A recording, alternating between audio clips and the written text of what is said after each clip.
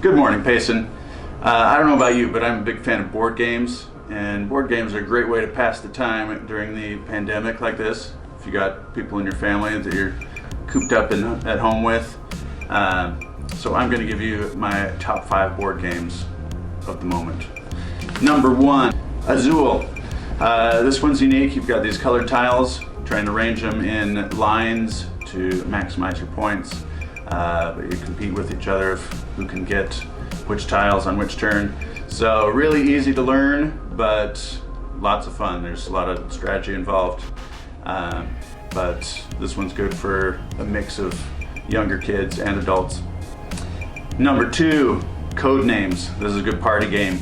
Doesn't need a ton of strategy, but you've got 2 teams and you're trying to give clues of these words that are on these tiles and try and get your teammate to figure out which word you're trying to get them to guess. Super fun, but don't let it guess the wrong word and choose the assassin or game over.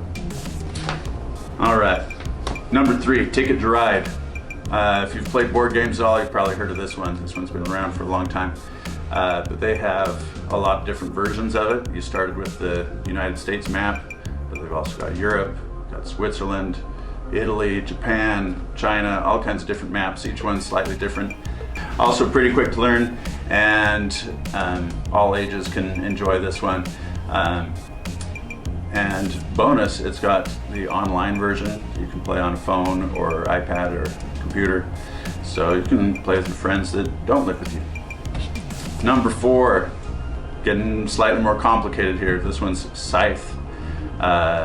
This one came out a few years ago. If you're really into strategy games like Risk or that kind of thing, Scythe is a great one. It takes place in a fictional World War I era where you've got Russia and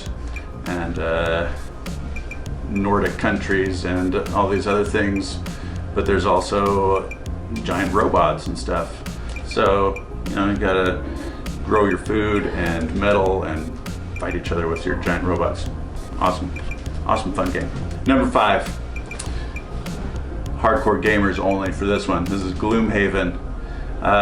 Consistently ranked number 1 on Board Game Geek for multiple years in a row, and for good reason.